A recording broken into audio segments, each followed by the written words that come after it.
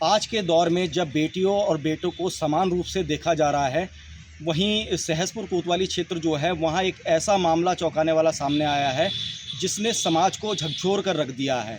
ये मामला जस्सोवाला क्षेत्र का है, जहाँ एक महिला को सबसे पहले उसका जो भ्रूण परीक्षण है वो कराया गया और उसके बाद जब पता चला कि महिला के गर्भ में बच्ची पल रही है तो उसे तरह तरह की यातनाएं दी गई और ये यातनाएं इतनी गंभीर थी कि घर के भीतर जो महिला है उसको एक टब में, पानी से भरे टब में बिठाकर उसको सबसे पहले पति ने करंट लगाया और करंट लगाने के बाद उसके साथ ऐसी मारपीट करी कि उसको अधमरी स्थिति में उसको अस्पताल में भर्ती कराया गया। अगर परिजन मौके पर नहीं पहुंचते तो उसने बिल्कुल बताया जा रहा है कि उस महिला को जो है मारने की तैयारी कर ली थी। और इसमें अब तरह तरह के आरोप जो हैं, जो महिला जो है सीमा, उनके पिता हैं जो बालूवाला निवासी शेर सिंह, उन्होंने आरोप लगाया है कि जो उनका दामाद है वो पहले से आपराधिक प्रवृत्ति का है और उसने 3 शादियां पहले से कर रखी थी और वो लगातार अब उसके जो बदमाश हैं वो उन्हें परेशान कर रहे हैं। तो उन्होंने अपनी सुरक्षा को लेकर भी भय जो है वो आशंका जताई है कि उनके साथ में कोई अनहोनी भी हो सकती है और उन्होंने आरोपी पर गंभीर जो है वो मतलब कठोर कार्रवाई की भी मांग करी है और ये भी कहा है कि उन्हें अपनी सुरक्षा का खतरा है तो पुलिस से उन्होंने सुरक्षा मुहैया कराने की भी मांग करी है। पुलिस ने आरोपी को गिरफ्तार कर लिया है, उसके खिलाफ जो संबंधी धाराएं हैं उसमें प्राथमिकी भी दर्ज की गई है।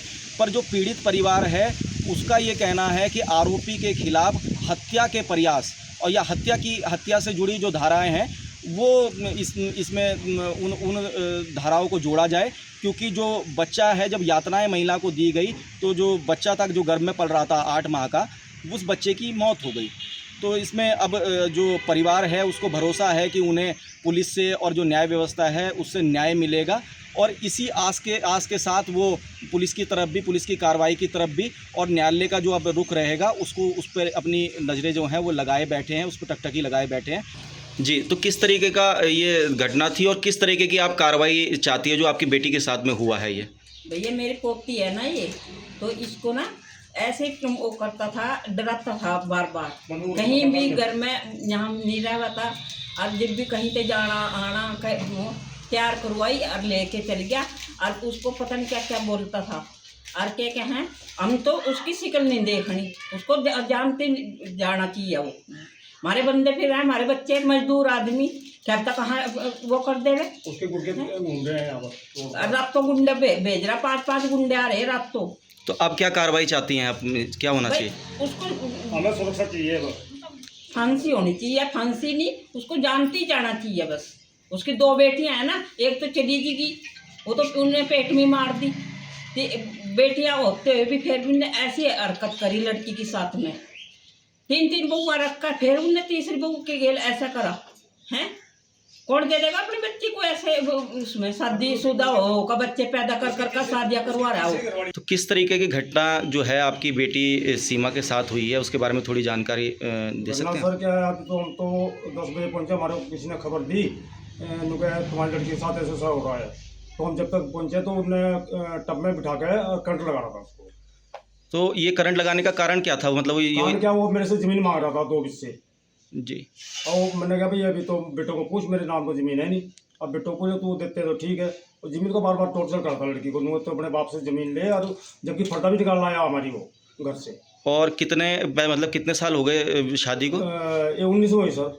और क्या पहले से इनका व्यवहार इस तरीके से था या बाद? पहले तो हमने सोचा भी नहीं था ऐसा है कि ऐसा होगा बंदा, और अपने आप को वकील बताता, वकील है। अच्छा, तो बताते थे कि कहाँ ये हरियाणा में है जी, हरियाणा का है। तो ये इनका जो व्यवहार बता रहे हैं, मतलब इस तरीके से ये यातना देने का, कि एक मामला ये भी आया कि पहले से बेटियां थीं, तो ये भी कहा जा रहा था कि इस बच्चे की जांच कराओ, इसका जांच करवाने के लिए वो पानीपत ले गया वो। अच्छा, उसका मूल बेटा, और तो अपनी जांच करवाओ घरवाली, वो अपनी घरवाली को है। उनने कहा अभी लड़की है, तो जैसे उनने लड़की का नाम सुना, तीसरी लड़की हुआ, तो उनने फिर ज़्यादा टॉर्चर करना शुरू किया। अच्छा, उसने भ्रूण परीक्षण जो है वो करवा लिया था पहले से? करवा लिया था सर। तो अब जैसे पुलिस ने गिरफ्तार कर लिया है, पुलिस ने, आप लोग गए, आपने पुलिस को फ़ोन किया होगा, आपकी सजगता से ही बेटी की जान बची। तो जब वो लेके आए, पुलिस वहाँ पहुँची, तो अब ये किस तरीके की कार्रवाई आप चाहते हैं आरोपी के खिलाफ? सर कार्रवाई क्या, उसको जेल में ही रहने दो ना, उसको उससे हमारे को खतरा है, वो गुंडे बुलाता है बार बार, अच्छा। रात भी घूम रहे थे यहाँ पर, तो उसके वो गुरके जो है ना, ये हिस्ट्री सीटर है। अच्छा, हिस्ट्री सीटर है ये? हिस्ट्री सीटर है। तो ये कब जानकारी मिली आपको कि हिस्ट्री ये तो सीटर? अभी पता लगा ना, अभी जब पकड़े गए 3 साल जेल में रहा, जब ठीक है। 3 साल जेल में रहा पानीपत में ना। ये कब रहा होगा जेल में? अभी तो आया, अभी महीना भर छूट गए, पहले ही महीना 1.5 महीना पहले। अच्छा, हाँ जी। तो अब किस तरीके की कार्रवाई आप पुलिस से सर अब मेरे को ये है कि इसको जेल में ही सड़ा दो बस, वही। तो क्या आपको लगता है कि आपको पुलिस से खतरा है जो, हमारे को, इससे खतरा है। तो आपको सुरक्षा भी, हाँ सुरक्षा चाहिए, अब मेरे बेटों को भी खतरा है।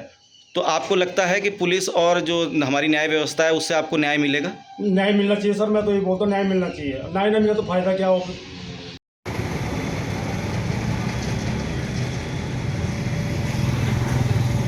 अमर उजाला के लिए संवाद न्यूज एजेंसी से विकास नगर से मैं जितेंद्र जोशी।